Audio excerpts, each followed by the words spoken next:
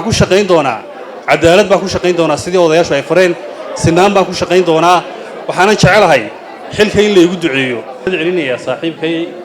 maxamed amiin maayirkii hore oo muddo 3 sano bara anigu aan ahaa nin ku mucaarada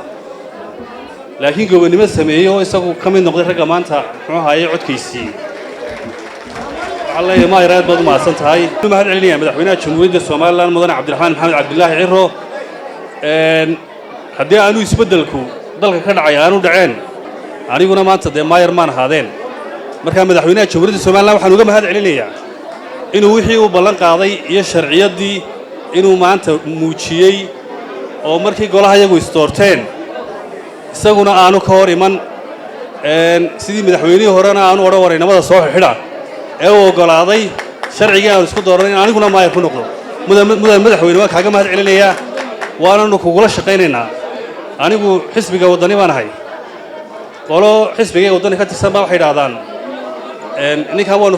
نكود نسناي قبيلة عبد علي حسين كود نسري ما تشوفه أنا جاي عبد علي حسين أنا في قرآن نسكناي ذي قبيلة سيدا هو غلان ما أنت كلمة دوا ما هاد عليون شعب كهاد بينهم هاد عليا waxaan ballan qaadayaa inaan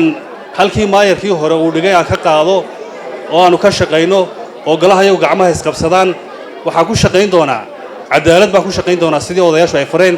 sinaan baa ku shaqeyn doonaa waxaan jecelahay